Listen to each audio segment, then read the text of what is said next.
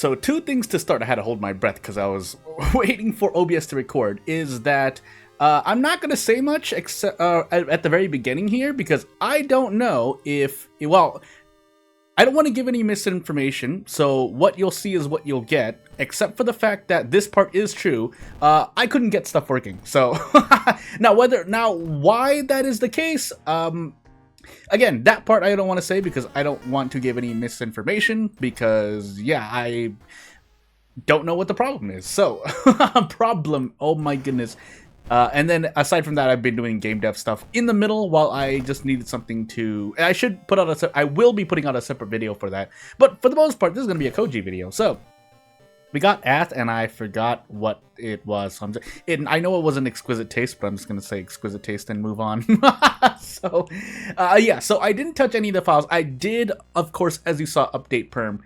And that's all you need to know as we get into this timestamp. So, without further ado, as we get Ath exquisite taste Kouji, this is just going to be a Kouji run, basically. I wanted my next base character series would have been Kouji, but because I wanted to tinker with the new perm update, well, that should be the end of the explanation. The second mystery light. Dexterity, knowledge, Tachi-san, and maybe a strength check. But yes, the one thing to note after the timestamp is that, yeah, I couldn't get things working, and I don't know the reason why, so I will leave that up in the air. But otherwise, yeah, let's move on. Oh my sweet goodness. I'm playing as a non-weapon character. I'm just going to enable the illegal den. Now, is that going to be the best for me? Probably not, because I'm going to be treeing for funds, but if I get, like, branded into, an HP proc curse, then so be it. That I'll explain that terminology in a moment because that made nearly no sense. So footage botanist, sailors, murder, and frogs. I can't even say that because robots will actually slam my face if I mention it within the first minute or two or three. So probably gonna be footage and botanist. I think. There is a boss. I don't think Frogs does, and if it did, then it's not forced, but I don't remember. So, into footage I go. But yeah, first things first, I did click home out of muscle memory to look for prepare, but since we don't have that on an exquisite taste run, we just gotta gamble with the cursed signs and curses in general, and then hope that we get something cool immediately. Now, when that's not the case, I become sad, but we can grab a Sato and just grab a spell. 2 spells. And all I got was 1 good spell. Well, we have Cauterize, but that came with Ath. So, funny enough, I think I actually need another fund just in case. Yeah, so we'll keep this bottle of... I'm going to actually walk forward and hope I lose stamina so I can drink this bottle of water. There is a weird little, efficiency bonus with that. And by that, I'll explain that in a moment as well, because I'm trying to focus on the fact that I need to buy a weapon so that we are not just sitting here. So, the pocket knife will actually help, but when we visit the mansion twice, because I'm still stalling, I wouldn't normally do this with the max threat level mansion. I forgot what I was going to talk about. There are 2 things I wanted to talk about already, but hopefully I'll remember them. But yeah, it's because I'm stalling for time here. Unfortunately, we ran into something else, but I don't mind losing reason. In fact, what we could do here is kick and then trade off stamina. Actually, yeah, let's talk about that first while we're just autopiloting here. So, the little efficiency bonus here, it's like really min-maxing for... If it works, it works. If it doesn't, it doesn't.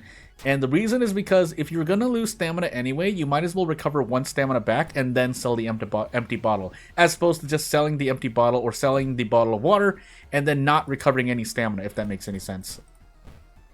And so here I would be at 11 stamina, 10 reason, as much as that may or may not matter. But... at least I get to go in and look for a weapon. And we actually got a cheaper army knife, so I didn't actually need to go through all of that pain that is, hey, drink the bottle of water, I lose stamina, all that stuff, because, yeah, we just got 3 funds. Now, we do have 1 fund remaining for out of funds to avoid an out of funds event, so that's cool. But otherwise, as we're sitting here, we do our best to work with the doom we've got now. This isn't so bad, and we have the pocket knife as well, but I usually like to try to save the pocket knife for a worse encounter. We do need to get rid of one of these spells. Probably going to be this one. Now, we could have used that, but who knows? I get slapped with 2 stacks of the thingy, the curse that lowers our knowledge, but shrug. Brain damage. Oh my goodness. I really forgot what I was gonna talk about at the very beginning of the video. I mentioned I wanted to, but yeah, I've lost my mind now. If I remember, and I'll leave it at that. Otherwise, we'll do Salaryman, Kouji, and off we go. So, I think I wanted to take Botanist next, right? We don't have Ward, that's why the Hospital Pass appeared, but we're replacing it because of my own soft rule. Period. That's the end of the sentence for now. But to talk about more base World of Horror stuff at the moment, not really a lot of perm stuff we're interacting with, but I promise you, when it happens, boy, we'll feel it. I think like 99% of perm content that uses perm has a more than little drastic effect on what happens in game. So that's why I say when a perm effect happens, you will feel it. Even though you may not at first. Like, I promise it plays a lot into your run, because if nothing else, it'll indirectly affect your decision-making process. Yeah, we're not gonna burn, right? Okay, good. Could have run from this, but again, we're saving the pocket. Yeah, we'll talk about the pocket knife now. Yeah, so the pocket knife I like to save for a bad day. Essentially, you are lowering Doom while also saving any HP you would lose, whether that is Doom increasing as well, but really stamina and reason, and by that I mean all enemies. If you want the simple advice, if you run into a -2 all enemy, or an enemy that does -2 all to you, just use the pocket knife if you have one. Now, that being said, the pocket knife is not a very frequent item, but because it lowers Doom, I don't really mind it being that way. Nice flashbacks, by the way. We are going to get rid of that. If we get a second stack of flashbacks, we're dead. So, and we didn't get quick thinking here. So, yeah, we're going to actually take the reporter's bag with us. Normally, I would take improvise, but just to have some fun, we're going to take the reporter's bag. That way, we can hold on to more items. Usually, that's not something that really think about. Hey, pocket knife time. But I could have actually went for a brace play there, but might as well use it. There have been more than a few times which I just sat on the pocket knife and never used it. But, yeah, to end that topic, yeah, if you run into a -2 enemy, yeah, sure, but there are, if you want to be more strategic about it, basically if you're losing like 4 stamina, 4 reason, 4 or 5 doom, just use the pocket knife. It will save you a lot of HP overall. Now, again, if you're playing, here's the stepping outside the forest talk for a moment. If you're not playing on Harbinger difficulty, don't worry about it. Just use the pocket knife on whatever you don't want to fight. Now, with that said, ghost enemies are also a very good reason, but for the same reason that I mentioned earlier, you're probably going to lose a lot of HP during a few ghost encounters. Not, I wouldn't say most, but I feel like saying most at a time. We'll take this now. Yeah, this is the Akane one, and we are locked out of locations. I feel like we're locked out of sub-actions, primarily because we cannot click on the location. I feel like that's what's happening, but I don't know for sure. Anywho, I mean, sure, we don't need the thing, and if we roll a 5, then I'll feel better. If we don't, then, I mean, it's RNG anyway, so shrug, right? But as we enter this maxed out level mansion, I probably should switch here, but hey, stats...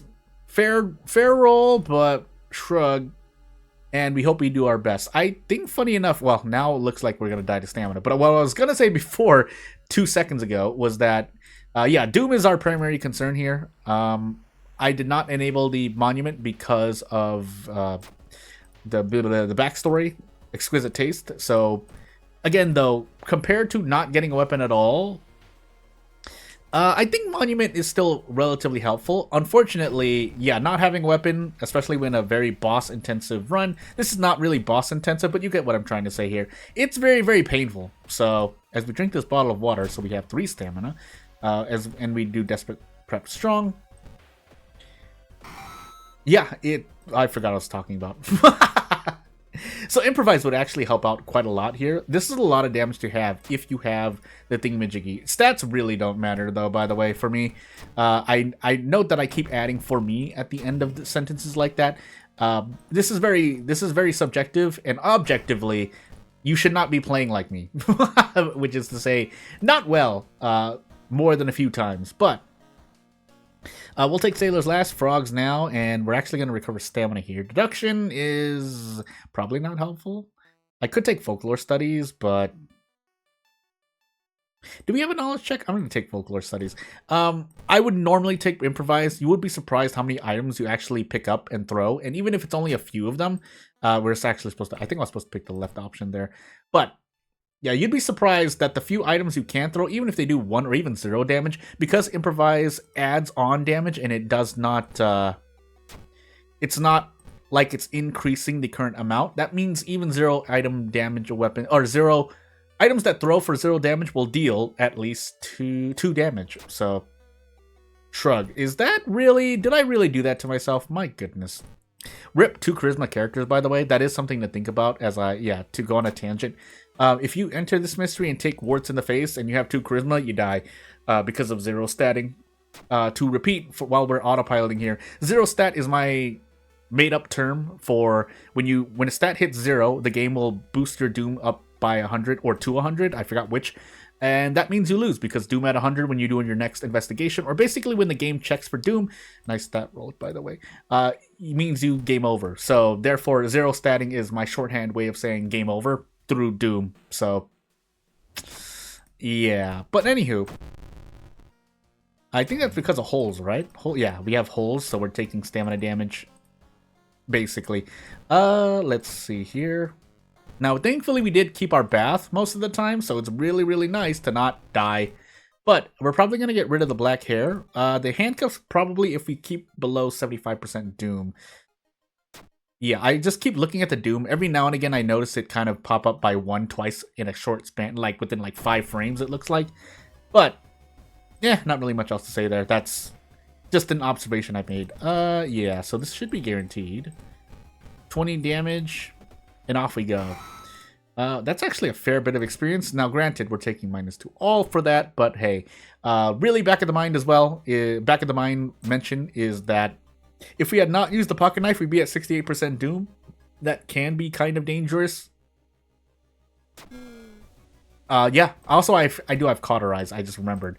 But we also have Memory Extract, but I don't think I'll need it, as the game decides to try and prove me wrong by rolling a 12 and making me lose reason because of it. But, yeah, even with that, we should still be okay. I'm not going to get pinched by crabs, so let's save our stamina. That's one of the few events I remember a lot, unlike this one. Though, granted, I rolled a 12 on dexterity, so what do you really want from me? But, yeah, aside from moments like those, I forgot what I was going to say. I gotta shake my head really quickly. I have been just losing my mind for the past 2-3 hours before this recording, so that's my excuse, but it's not the best excuse. It's not the best reason, not excuse, but I am trying to make an excuse in a sense. That usually sounds negative, but I mean, I don't really have much I can say at the moment because my mind is trying to make sure I don't lose this run. Even though at 68% Doom, there's not really a reason to. And yeah, 8 knowledge means we get to save on a lot more stamina. So I'm just going to do this and walk up to the lighthouse. We don't even need to level up. Period. That's the end of the sentence. We took botanist second. We did, yeah, we took botanist, and I don't really take any of the endings. So it's interesting to note. Yes, I did use the, not steak knife, the pocket knife, but we still would have had like 81% Doom with all the rest we did beforehand. So just goes to show what a great run you can have. Even though RNG slapped me a little bit, it wasn't actually as bad as it could have been. So we're just going to gamble here because Takushi-san would literally need to hit us 5 times in a row, meaning I missed like 8 attacks. But hey.